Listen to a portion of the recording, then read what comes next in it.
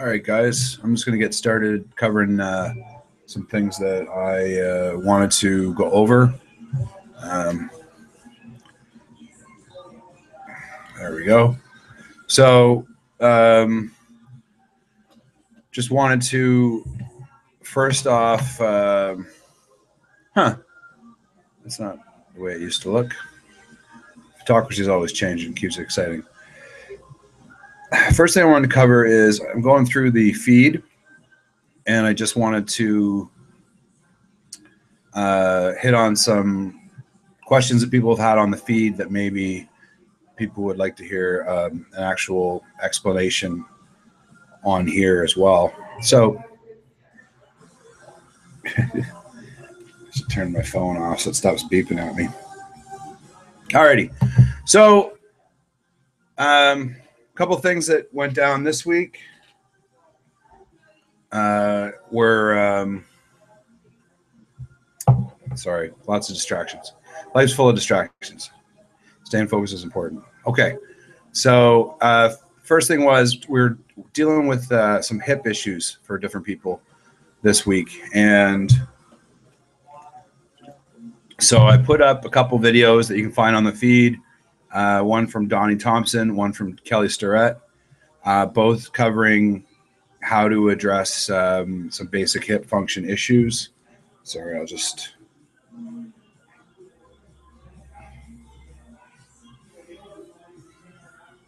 just gonna...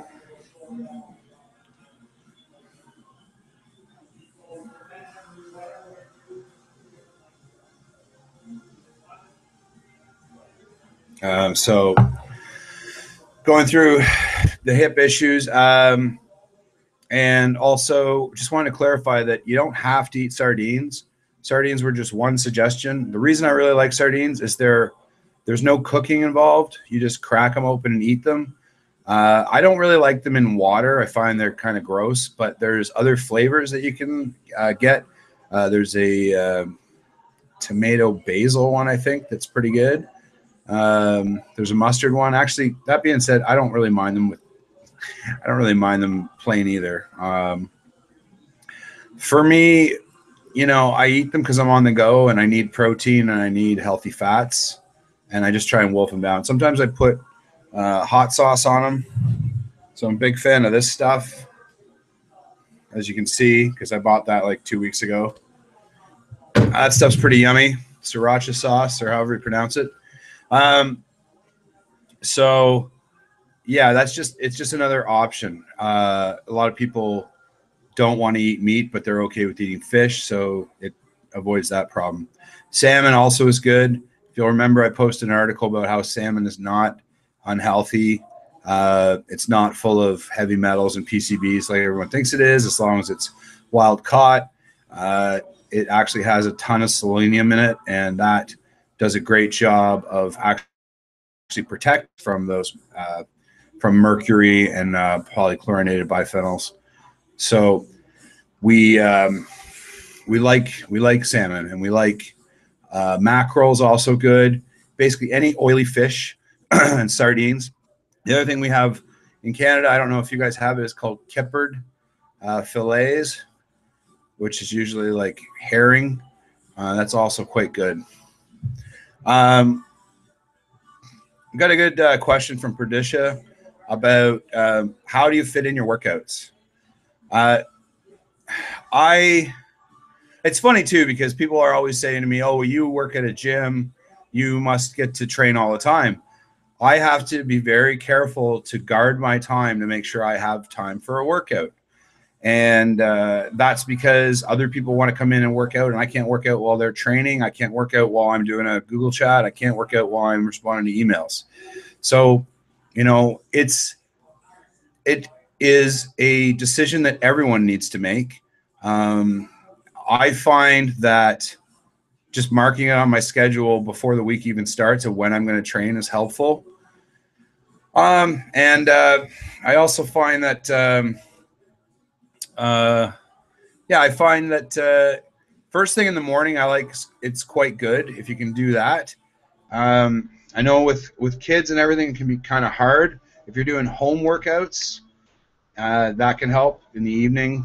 But yeah, so hi Miriam, how you doing? I guess you're probably on. Good, I'm doing well. Busy, but staying out of trouble. So I'm just going through the advice people gave about how to fit the workouts in. Lunch hours I like too. I mean, I guess it just depends on what your lifestyle's like. So, the one thing I would say though is that scheduling it is very important. If you just assume you'll have time, you won't. So, putting it in your day planner as a reminder of something you need to do is pretty important. And I know people have probably said this 1,000 times, but once you start to make time for training and for preparing your food, it becomes easier to fit it into your schedule. It's hardest at the start. It's hardest when you're trying to make time where you feel like you don't have any time at all. Hello. Welcome to the call. How's carb cravings going? A little better, I guess. I can't hear you. Maybe They're a little better. it says your audio's. Can you just type? Because I can't hear you right now. Sorry. Okay. Maybe something's wrong on my end. I hear you kind of. Oh, you know what it probably is? Hold on. Try again. They're getting better. No, still nothing. That's weird. Okay. Yeah, see, I told you they would get better. So, and there's going to be periods where you totally backslide and you're like, oh, crap, I really messed up. That's okay. It happens all the time. Yeah, that's a good idea. I mean, why put yourself through, suffering that you don't need to? Yeah, so we were just talking about workouts, or I was just talking to myself about when to fit workouts in. Oh, sorry, Miriam, I'll read this. So not really craving as much as my daughter. Oh, yeah, well, I guess what I would say to someone that if they're feeling like kind of upset that, like, I'm sure she's not being really critical to you, but I think people need to understand that, you need to make an effort to eat healthy, and that's a good thing, and it's because you care about your family and you want to be around a long time and you want to be energetic, and so maybe she can figure out other things she can make that would work well for you, like, well, when it comes to baked goods, I'm hard-pressed to think of anything, but I don't know, banana pancakes. Maybe we can come up with some other recipes too that are baked that are quite healthy. And so yeah, I was just talking about training. I find that the one thing that's important too is repetition and like always trying to get it in at the same time so it becomes part of your routine. That's very important too.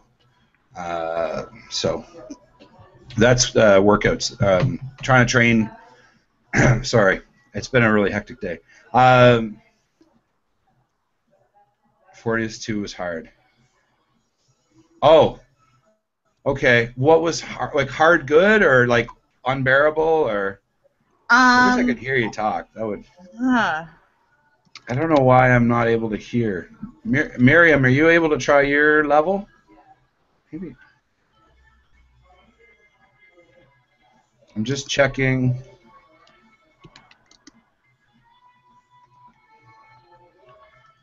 Try again. There. I got something. I can hear now.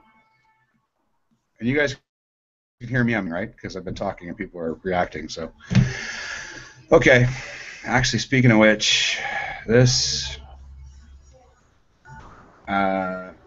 No. Okay, just leave that. Okay. So, Mary, I think I can hear you now. Okay. Beautiful. Yeah, I can. Um, so, okay, so the squats were hard. Yeah. Uh, yeah, what else? They were really hard. Okay, okay. You don't need to use a full barbell if you don't if it's too challenging. You can actually just you can hold on to two 5-pound dumbbells like this and actually rest the one dumbbell down, like rest Okay. the dumbbells on your shoulders, so you don't have to actually hold on to them because then the hardest part will become your forearms just holding on to them. So you could totally do that. The other thing that's important to understand, guys, is that Photocracy forces me to prescribe a weight, which I can understand why they did that, but in this particular situation, that's not very useful because we have a wide variety of different fitness levels and strength levels that we're dealing with. So it would be better if I could have left that blank. And I did put an instruction in, but when you open it up and it says 45 pounds, it's kind of like, oh, I guess I'm supposed to use the bar. So absolutely you want to increase or decrease the weight based on your ability. And it should never be more than like a 7 out of 10 difficulty. We don't need to, we really don't need to train insane to get better results. Okay. There's an article I wrote a while ago. Well, I wrote a lot of articles a while ago. There's one in particular called, I think it's called minimum effective dosage.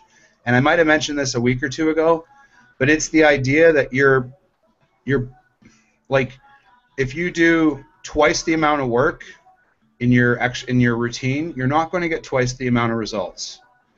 That's not actually how the body responds.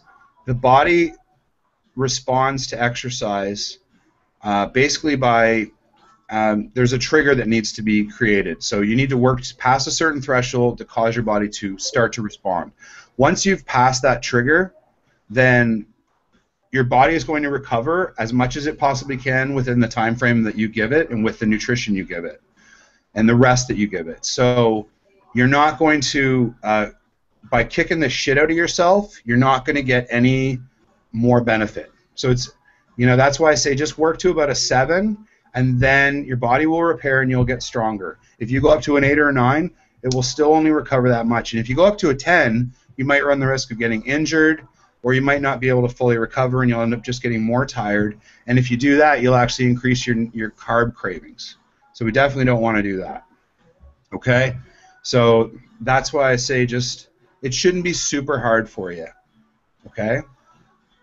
The reason that you see a lot of, like you see, like if you're an elite athlete and you're trying to win the Olympics, then over time your body's threshold for tolerating exercise increases, and so then you have to train harder and harder to continue to get results.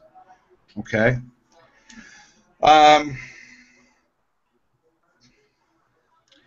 Foam rolling is actually in the in Photocracy, so if you just type in foam rolling, you should be able to add that in. That is a good way. There's also a leg drain also. So a leg drain is when you lay down and you place your butt against a wall and you stick your legs up in the air. That's a really good way to increase flexibility. Another thing is a one-legged leg lift. So a one-legged leg lift is you lay down on your back and you stick one leg up in the air and the other leg's laying flat, and you lift the leg that's laying flat up to the other leg and then back down 10 times, and then you switch legs. And what this does is this is active flexibility, so this will train your muscle and how to be more flexible, your hamstring muscles. So that should help as well. And that's probably the best one that I would recommend. I don't really like the hurdler's stretch or the seated stretch hybrid because you tend to just round your back when you do that one. So it's better if your back is flat on the ground and you're lifting your legs up, then your back tends to stay straight. We're just talking about hamstring stretches, and I just mentioned the leg drain. Yeah. My hamstrings hurt all the time. Like just recently or all of your life? All of my life. I have really tight hamstrings. I've been told that by every physio and every chiro and everybody ever. Yeah, but actually I suspect what's going on with your hamstrings is that your hips aren't set up right, so the distance that they are being stretched over is beyond what they were, I don't know, the great platypus in the sky had originally conceived of. So, or whatever religion you happen to believe. So in order to correct that, that's actually probably more of a hip. Like, remember how yesterday I put up a video with the bands, and the bands were actually were compressing your femur into your pelvis. Yeah. That was the intent. Now think about why we would do that. If I could actually shorten your leg and decrease the distance from your knee, and more importantly from your insertion of your biceps femoris and semitendinous, or sorry, your hamstrings. So if I could decrease the distance, well, now all of a sudden they're not tight anymore. Yeah. Right? So that's part of the problem. The other part of the problem is that it's not just a straight line. As you get up into the hips, you've actually got something around it there, so that muscle's got to travel over that. And if it's twisted the wrong way, it's all kinds of bad. So long story short, if you increase the mobility of your hip joint, and I posted a second exercise too, that it's the one where Kelly has his knee down in the ground. Yeah. And he's like letting his whole body weight come down and push down, so his femur goes up higher into his pelvis, and then he's mobilizing that way, and he's stretching out the piriformis and the glute med. Well, when you do those things, because you've probably been stretching your hamstrings all the time, or you have been trying to do that and it didn't help that much. Yeah. Because you can't stretch them anymore. They're only so long. So instead, we actually have to change the anatomy slightly. And the way we do that is to get the piriformis to relax a bit more, get the glute med to turn on a bit better, which reminds me you need to do glute walks. And I'll put those up today. And so everybody that's listening, if you have tight hamstrings, those are things that you can do to improve it. I posted the videos on the feed. The one with the one that kind of looks like a torture device is actually not that bad. He said his legs straight up in the air, and I was like, "Holy crap, that would make my hamstrings cry!" Like I just I don't know if I could physically do it. Oh yeah, I did it yesterday, and it hurt like a mother. Yeah. Well, I do everything that I tell clients to do. I usually go and make sure that they work before that's my job. But the neat thing about that one was that I had a really good squat workout after it. My hamstrings felt awesome. They hurt like hell for about 7 seconds the first time I did it, and then I grew a set and stretched them out for more like 30.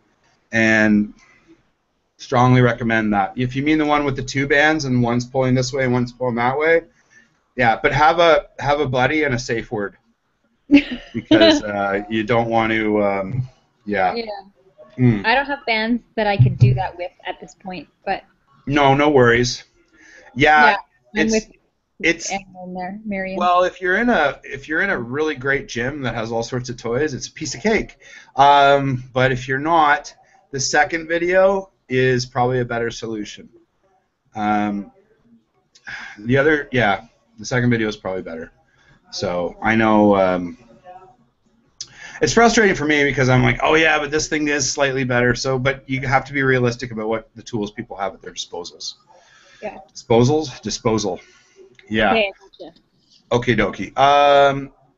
So what else have we got going on here today? I'm just scrolling through the feed because sometimes I don't have a chance to get back to questions, and I could better respond to them through video anyways. And we just kind of beat to death like when to fit workouts in. That was a good thread. Whoever started that. Tradition. Nice when everybody else is doing stuff, and makes you think about when you're going to plan to do it. Yeah, and I've got an article about logistics and planning that I should put up too. But you're right. It's pretty cool that we have participation on the feed where like everybody kind of joins in together. Now, I guess I'm told that like we only have about half of the members that are like participating as far as being on the feed, but I guess I'm told that it's usually only like a quarter. So we're doing okay that way. For other people though that are just reading and observing and not really commenting, no worries. And always feel free to send me an email if you'd rather just talk privately. Well, we got the sauerkraut project. That's kind of exciting. Anybody else making their own sauerkraut? No, random fact about sauerkraut. I bought a different brand. Yeah. And it gives me a crazy headache when I eat it. Oh, stop eating it. Yeah. Weird. Well, but what is it like? Is it does it have vinegar in it? No. I've bought 2 different ones, and the first one I ate the whole container no problem. The second, it was a different brand, and like I can't even do it. Do you have the jar there, or can you show it to me? No, I'm at my friend's babysitting for a 1-year-old. Oh, okay. It's not gin flavored kraut, right? No. Okay. I'm at a loss. I would just say, just chuck it and go back to the original. Yeah. Sad. Got nothing.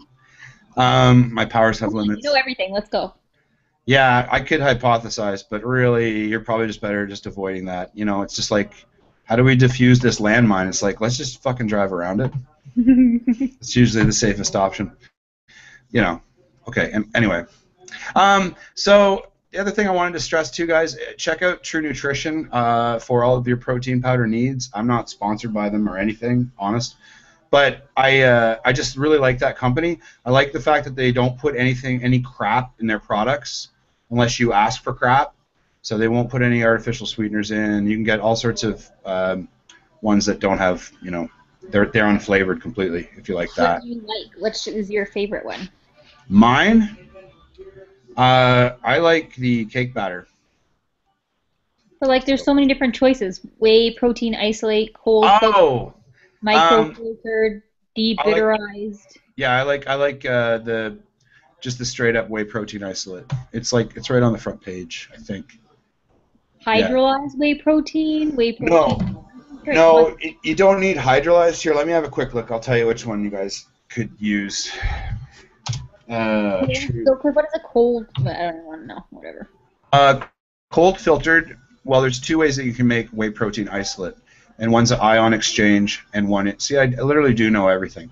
So, whey protein isolate cold filtration means that when they're straining the whey, wow, it means that So it just means that there's no heat involved in the filtration process, and therefore there's no what we call denaturing of the protein, which just means oxidization of the protein, which just means increasing the rate with which it was broken down at. So as a protein becomes denatured, the bioavailability or the ability of your body to absorb it decreases. So cold filtration is a more expensive process, but most nutritionists think it's worth it. Gotcha. There you go. Okay. Whey protein isolate cold filtration, thumbs up. And then they have some really nice vegan options too. Hydrolyzed powders they're pre-digested, so they're smaller molecules that get absorbed faster. You don't need them. They're more for like elite athletes that are trying to create an anabolic environment inside of a workout. They're overkill and they're overpriced for you guys. Not saying you're not worth it. Just, you know. Any idea about shipping to Canada on this site? Is it going to be crazy expensive? It's not bad. I probably couldn't do it on my own. It's fine. But yeah, it's not bad. There's actually a Canadian site. I know that bodybuilding.com is pretty good for Canada. Sometimes I use that too. I just pulled True Nutrition out because they have better options for vegans. So. Gotcha. Fair enough. Okay. So I'm just going to scroll over the chat. Oh, the other thing too is I've gone through like 3/4 of the motivational interviewing forms that you guys filled out. I've reached out to a bunch of you about that. The purpose of the form, I don't think I need, oh yeah, I do need these. The purpose of the form was really to get you guys to think about what success would mean to you. And I was really happy with a lot of the answers. Plus, there was a lot of really good feedback. You guys are so nice. It's nice. Even for a Canadian to say that, that's something. So, yeah, I was quite pleased that most people filled them out and really thought about things other than just losing pounds, which is an inherently negative goal. And then they kind of identified habits that would create success. So I think I put a video up about this a couple days ago too, but that was pretty cool. And if there's some people that have put have submitted an answer and I still haven't got through them, yeah, I'm getting through them. They're just, it was well, to go through 30 of those it's a little bit of work. So we're getting it done. Any other questions that are popping into people's brains right now that I can answer? We're out, and I'm putting up another meal plan. This is a different. I'm going to put up a meal plan. You guys are going to look at it and go, "What the heck? This doesn't sound anything like the other meal plan," and it's not. And I'll give you an example. It has like psyllium husk in it. It has a lot of whey protein. It has oatmeal. It doesn't have very many fats. It's more of a traditional bodybuilder style meal plan. I just dug it up because I had a client from 3 years ago that lost 60 pounds sticking to mostly this meal plan, and he was asking me for it, and I was like, you know, it'd be an interesting thing for you guys to see, and maybe you'd like it better. Maybe it wouldn't rankle. Not for everybody. For people that are getting good results with the current meal plan, right on. We'll keep on adding things to that, but I thought I would throw that up as another option, just to try it out. Training-wise, we got new workouts coming next week, but it's going to start to get a little bit more variable. So there's a new workout called Miyagi and Oblivion. So these two they're paired where one switches over to a front squat, the other switches over to a full deadlift. So for people that are doing rack deadlifts and they're doing barbell squats and they're finding these things are pretty easy, we're going to progress them. For people that are still finding it challenging to do just the bar, we're going to stay on the Fortius and the Molchanor workouts.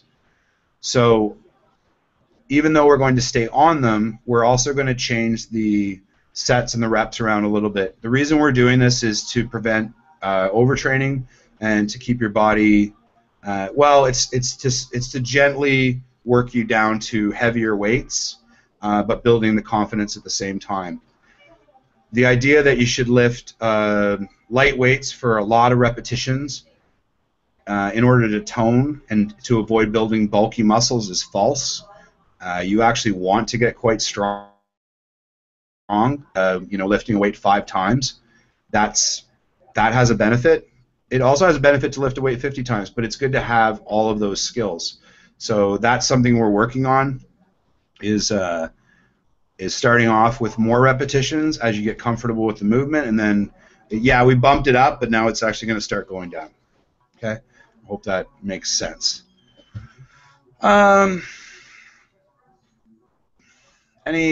Any happy news? Anything good going on? How's the hip going, Britt? I ran yesterday because I was stressed, so I went for a run, and it probably wasn't the best idea, but it's okay. It's a little bit.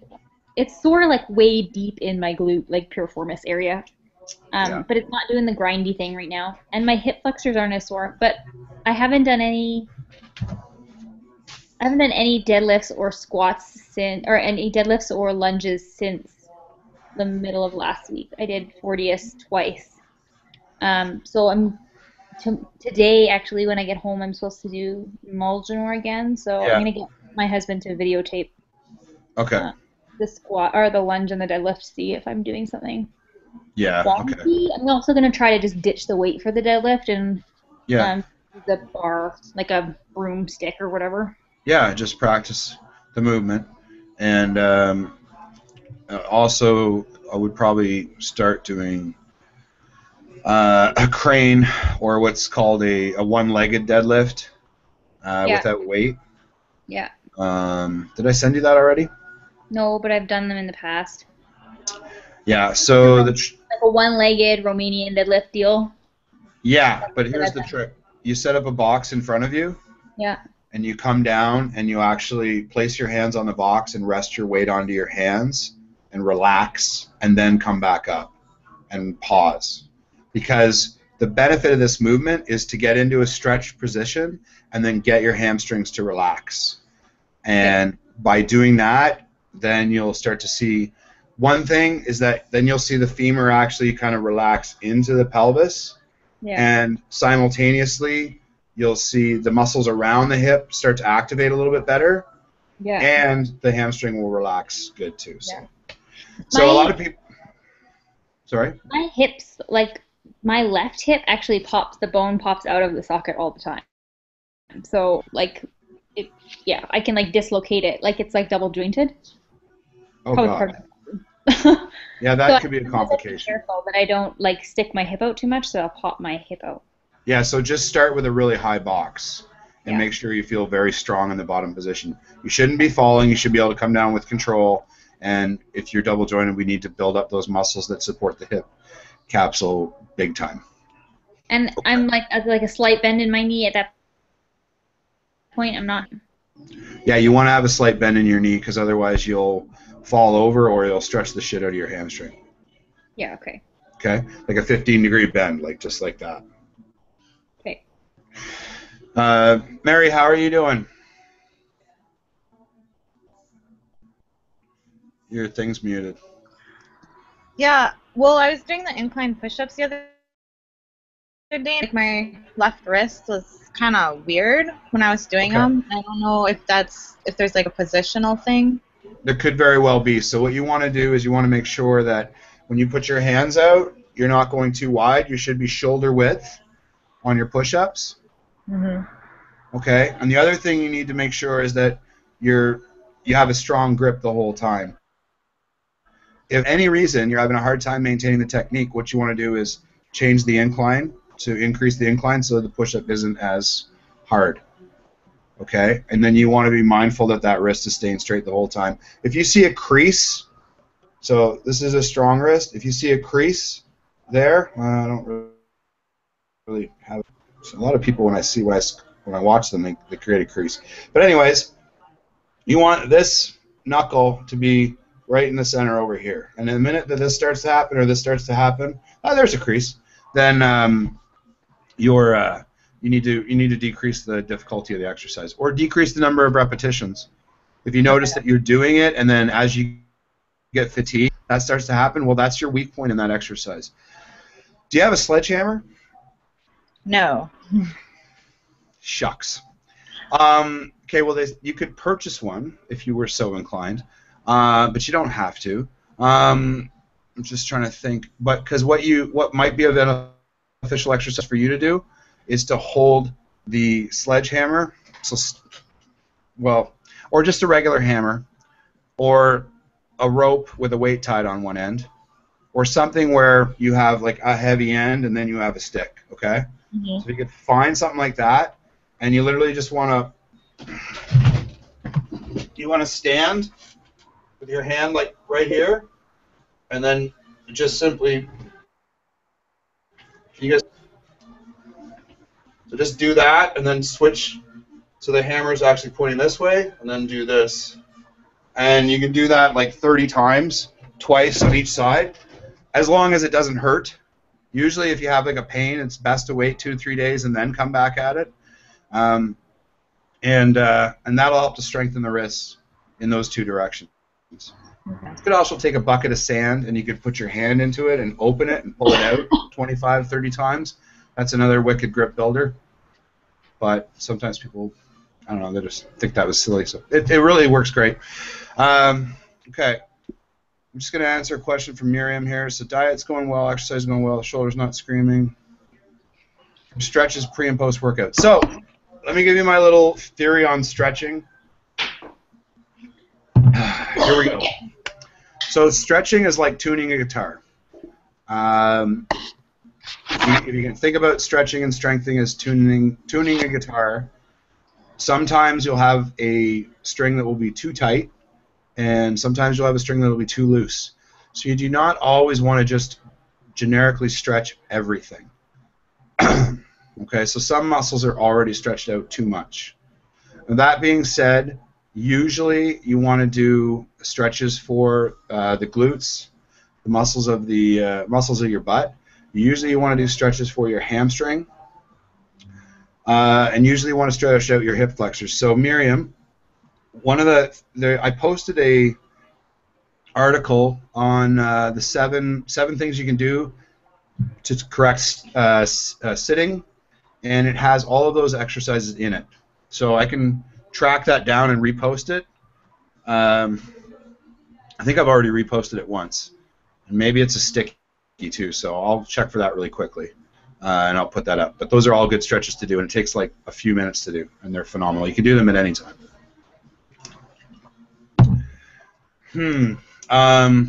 Nutrition-wise, everybody's doing okay? Cravings are getting less and less? Yeah? It gets worse on the weekends. Why is that? I don't know. I think it's a mental thing. Yeah, well, everything is a mental. You know, for all we know, this could all just be a big illusion. Anyways. Part of it for me on the weekend when it's hard is routine, right? When I'm during the week, I get up, you have your breakfast, I make my lunch, I pack my stuff, I go to work, and I come home and I have dinner. But on the weekends, if I'm at home all day, then I boredom snack, which is a terrible idea. Yeah. It's the lack of routine that kills me.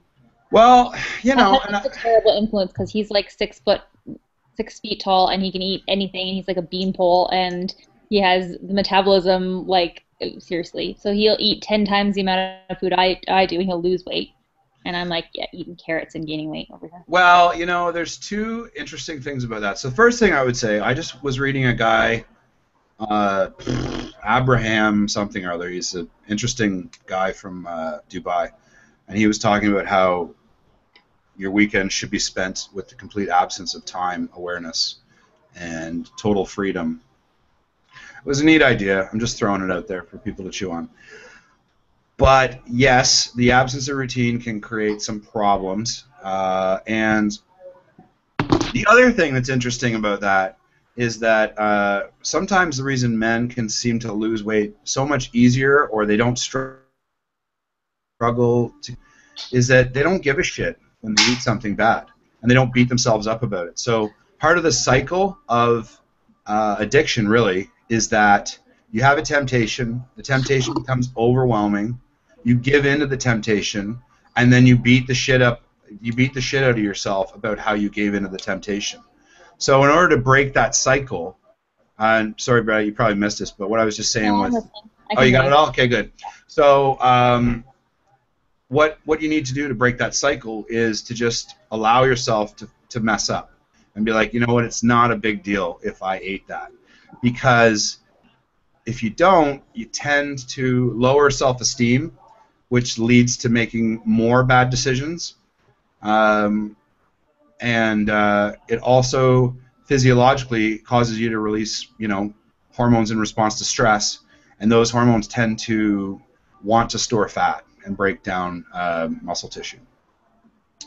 Yeah, so that's kind of one of the reasons that guys seem to do better with dieting, is because they don't have as many preconceptions, and they don't judge themselves as harshly as women tend to do.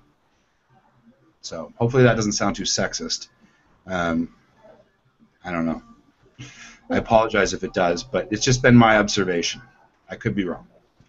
But I think it's important because the psychology of food is really friggin' challenging. You can't go cold turkey off of food. So with other addictions, you can just avoid them. But unfortunately, you need to keep feeding your body. And sometimes your body's going to be telling you that they absolutely abhor the foods you want to eat, and will be telling you to you know, eat something that you know is no damn good for you.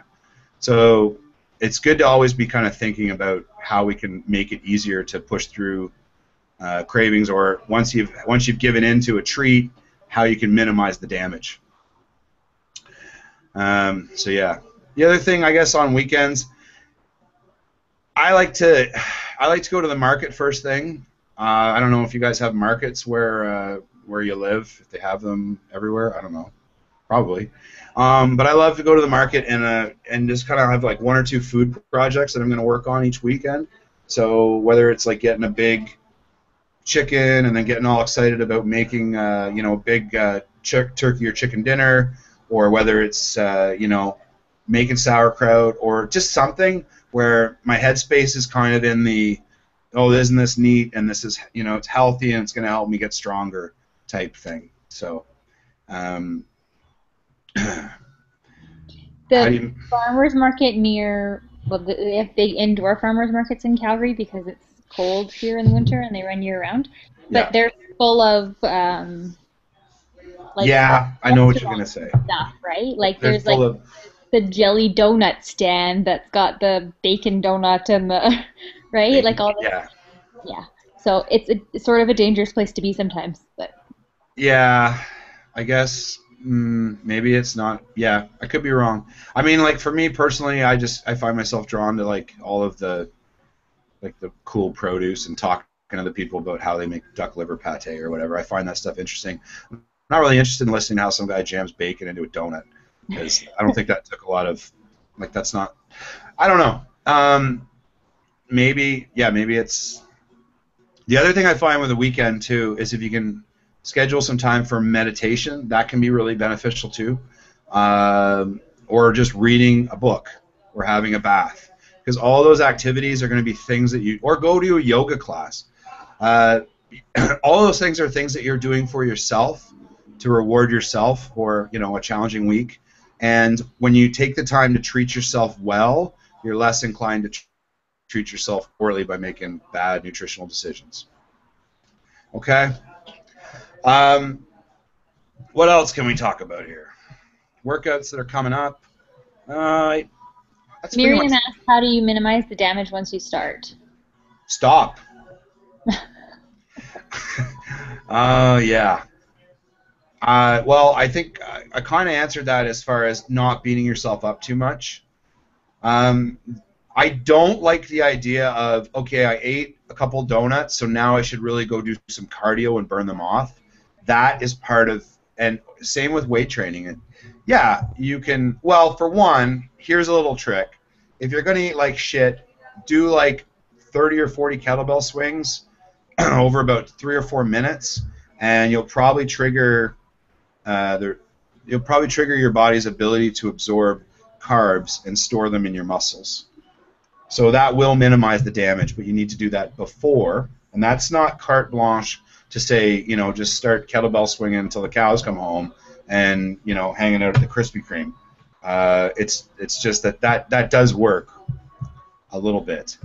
But really, I would say to just give yourself, do something positive for yourself would probably be the best thing.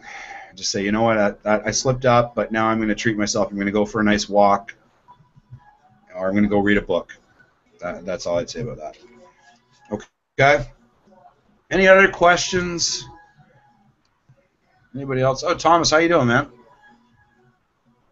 Yeah, How's life? I've been sick all week, so it's been a grind. Oh, shitty. Oh, sickness. Okay, great. Hey, thanks. I mean, not thanks that you're sick, but thanks for reminding me, because I wanted to talk about this, and it's tricky too, because I don't want to overwhelm you guys, but there is a lot of information, and a lot of it's counterintuitive, and a lot of it is contrary to what the fitness industry wants you to think, because they want you to be a cyclical consumer.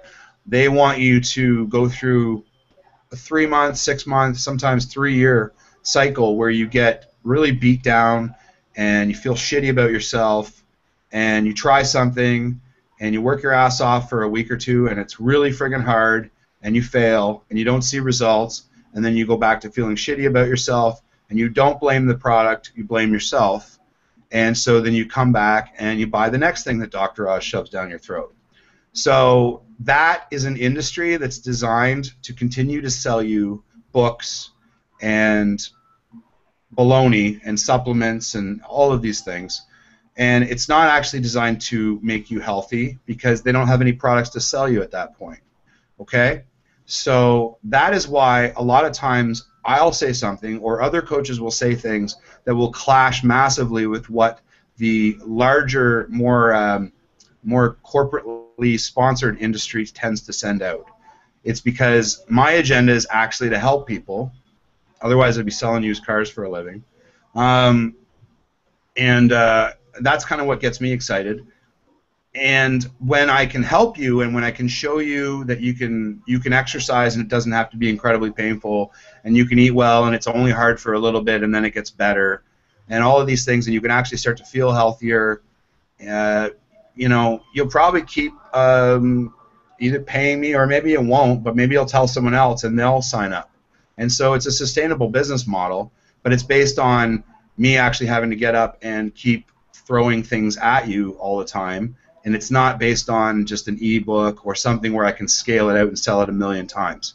So that's why a lot of times you guys will be like, well, then why the hell is everybody else saying that fat is bad? Or, well, why is everyone saying you should go zero carb? And why is everything so extreme?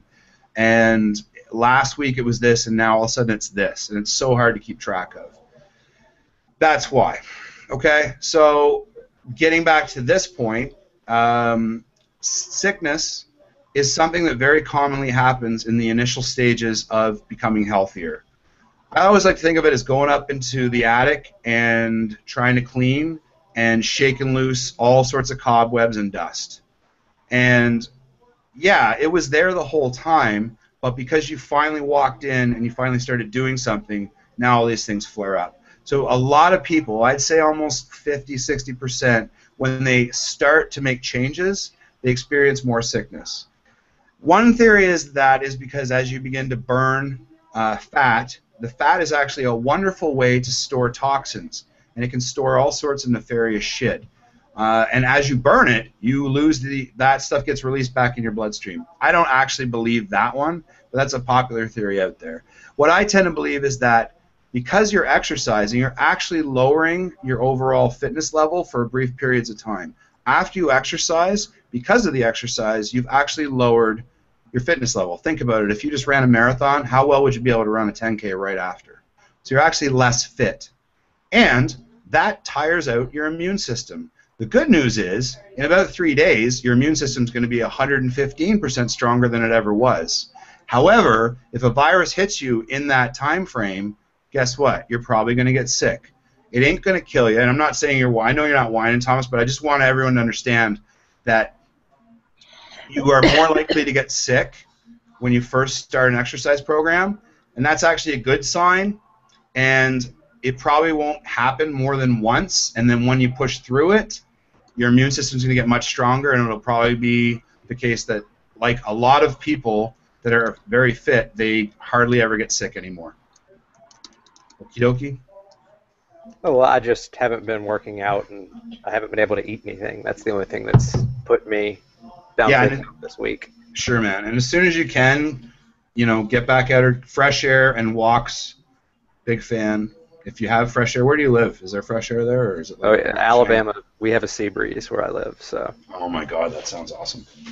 All right, sea breeze. It's not a drink. Okay, so my theory. God. Heaven help us if Thom ever actually has his own theory. And I'm sorry because I know I never actually give a direct answer. I have considered a career in politics, but it's Canada, so it wouldn't really be that financially rewarding. Anyways. Hey, MPs make like $160,000 a year. Yeah, I know. I was like, I'm talking out of my ass. It's a great game. So, the first thing that I would want to say, Mary, is that one of the most important things, and I'm going to keep trying to do it even though a lot of people tell me, don't burden me with all this information, just give me an answer to my question. But I always like to give background information because that allows you to intelligently answer the next question. Not that you can't ask me, but you know, it's really neat when you can empower someone so that they can make better decisions because they understand a little bit more about biochemistry or physiology or psychology or addictions or whatever. So that being said, does the energy go towards your muscles after working out instead of supporting your immune system? Well, I was just wondering, you said your immune system was lower, so how else would exercise decrease your immune system? Yeah, I guess that is probably the best way to put it. Your immune system gets depressed temporarily from any stress. Mm-hmm. Okay, so once it exceeds once it exceeds a certain threshold. So exercise is a stressor, and it does depress the immune system. It can also have a brief depression of mood. Okay, so if you've ever got like the blues after a really brutal workout, I know I have. Try doing a powerlifting competition. That is an incredibly psychologically demanding event because it's like 14 hours long, and you're basically just lifting hundreds of pounds all day. Not all day, but anyways. So my point being that yes, for a brief period of time, the immune system gets depressed. Now, why does that happen? Well, yeah, it happens because you've told the body that it's important for the body to have stronger skeletal muscle tissue. And so the body, when the body is, it reacts to its environment and it reacts to our behavior to try to accommodate what we're asking it to do. So then it does start to shuttle more carbs and more proteins into the muscles. And also, by exercising, we've lowered blood glucose levels. So we're not replenishing the the pancreas, the kidneys, the heart. We're not replenishing any of these things as well. So overall, systematically, that does have an effect where the immune system gets a little bit weaker. But then it bounces back and becomes stronger as long as the nutrition is adequate. And this is why I keep stressing the importance of consuming. Sorry? A bacon. Yes, exactly. See, it's all coming together, right? So it doesn't need to be bacon. It's just bacon is the red pill. Okay, bacon is the thing where it's like, what do you mean? That's ridiculous. Bacon's not healthy. And it gets people to go, well, is this guy crazy, or does he actually have like a good reason for saying this? Because it would be so much easier if I just left the bacon out and I just told you I have coconut oil, right? Or if I said sardines, you'd be like, okay, well that's gross, but it's not counterintuitive because sardines are gross, so they must be healthy. But bacon's delicious, or I don't know, some people don't like it, but it's just a really concentrated source of animal fats. The other, and I've said it a billion times before already, but the other option is you could just have like organic butter too. That would be, that would provide exactly the same kind of fats without killing the cow. So, there's that. But yeah, overall, that's my theory. Did I explain that well, or did I just kind of ramble on for a few minutes? A little bit of both. Okay. So yeah. What else? When I'm doing box squats, how high should the box be? That's a good question. I think I answered that I'm pretty sure I answered that in the videos. But is it hard to see the videos? But it's okay. I'll answer it now. I don't care. I know like there's 78 of them, so I'm not surprised if you don't have. Okay, so short answer. When you sit down, you should be able to pause like a half inch above the box and hold yourself there. And if you can't do that, you need to widen your stance. Do you remember I put up a video of me doing a box squat? Okay. Yeah. So you got to do that because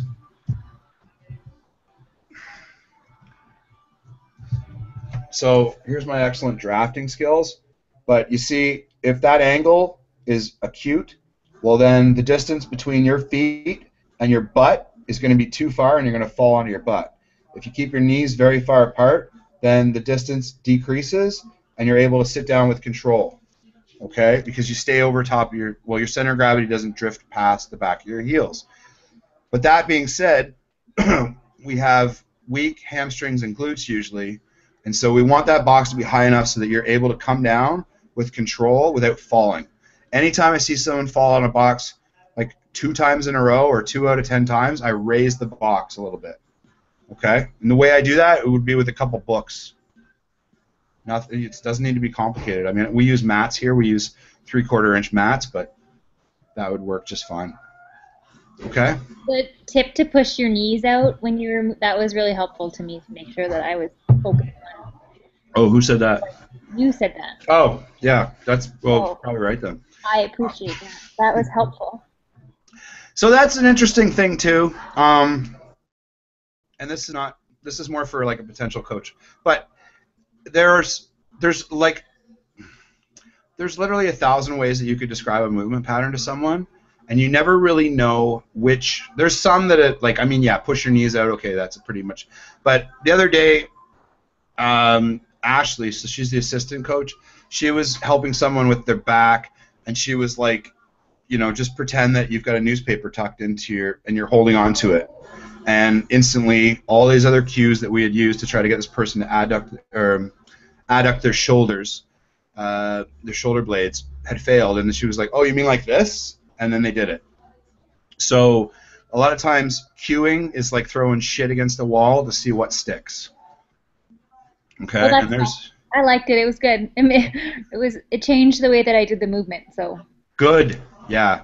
And this is the thing too that I like keeps me up at night is like I hope everybody's doing the exercises correctly, because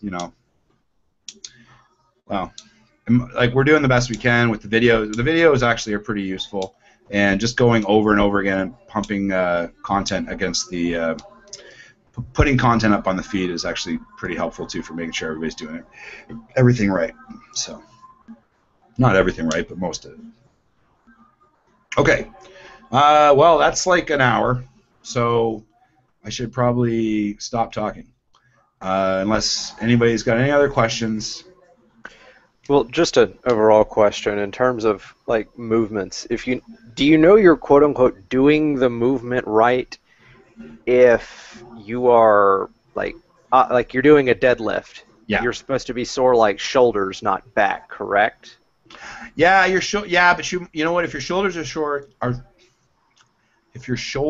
sore, I'm just reminded of the Anchorman scene where okay. Anyways, yeah, that escalated quickly.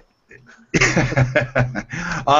you see the new one too? Because the fight scene's even better. Yes. Yeah, the movie was kind of weird, but okay. Getting back to the point, if you are shrugging upwards like this, that might be you using your shoulders too much. You want to make sure that your chest is up. Okay, so if you had a T-shirt with a logo emblazoned on it, you should be able to read the logo if you're looking in the mirror. Not that at the top of the movement, you pulled your two shoulder blades together, and that cue feels like if you had a newspaper tucked between your arm and your side, that you'd be able to keep it locked there, even if someone were to pull on it. That's a good cue to keep. The other nice cue when you're starting a deadlift is turn both elbows to the back. So as you begin, you're going to find that your elbows might be pointing to the sides, and if you turn them to the back, your chest will immediately pop up. Okay. In general, you're going to feel a deadlift in the lower back from time to time. The one thing you want to make sure of is that you don't feel it on one side and it's not a sharp pain. If you just feel like you're working your lower back muscles and you feel both sides, you're fine. Those muscles are designed to be used, but you should also be feeling, your hamstrings, or you might not feel your hamstrings right away because they might not be firing yet. Like they're firing, but they're not being used as much as they will be ultimately because you're slightly disconnected with them. Does that make sense? Yeah, that makes sense. Yeah. And just to go over to make sure, I obviously, like I said, I've been sick. Just get back going as soon as I can. Is that the message that I should internalize, such as it were, or? Yeah. If you roll snake eyes, you want to grab the dice and you want to roll them as soon as possible again. So that was a really brutal analogy. The other thing, but I always think about sickness. Sickness is not a number of days. The duration of a sickness is a number of heartbeats and the number of times that fluids exchange the body. So the faster that you can increase your metabolic rate, the faster you will clear that shit out of your system. Okay? I always think of like a slow flowing river and you see all that crap stuck on the sides, and then you have like in the springtime as the snow is melting, you have a fast flowing river and there's nothing stuck on the sides because the exchange of fluid is ensuring that all of the toxins gets pushed further down, right? All the crap gets pushed further down. So that's just my theory. Every time I have a client, try and,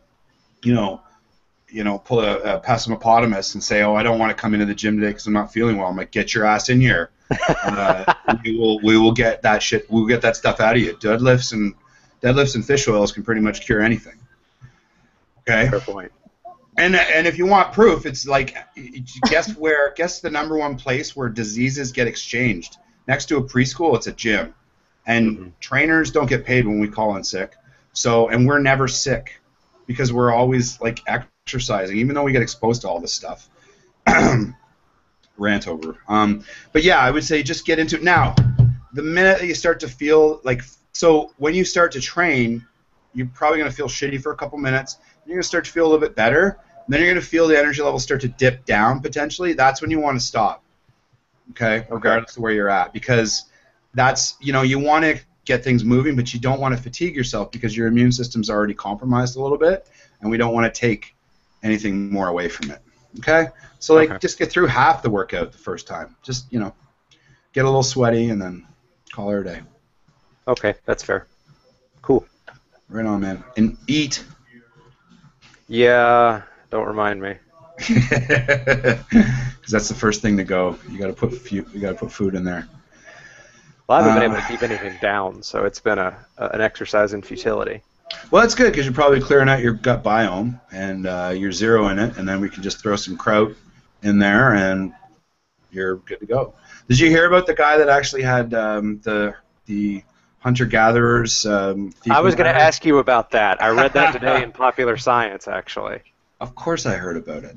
That's all I do all day is read this stuff. Yeah, I don't have an opinion about it yet. I got halfway through it. Rob Wolf was a big fan of it, so I'm just going to blindly say it was probably a good idea, but I'm not sure.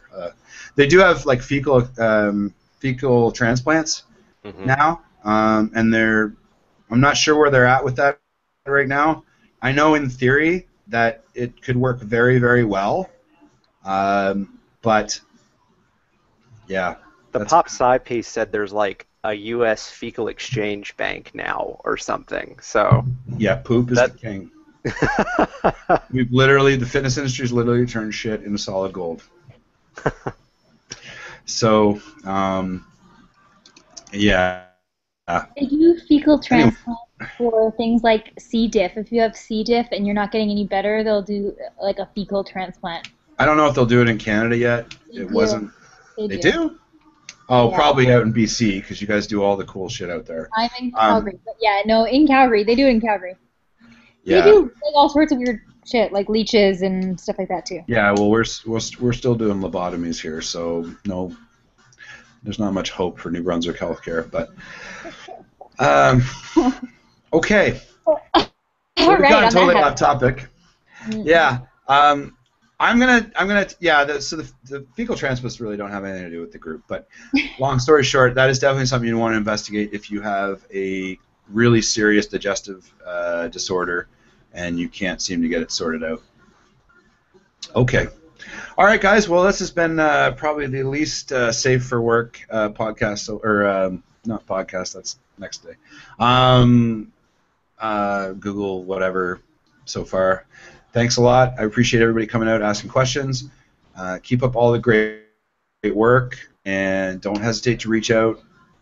Other thing is, hello, how you doing? The other thing is that if I don't write you back right away, I try to stay on 24-hour response time. Sometimes I miss an email because I get a lot of stuff.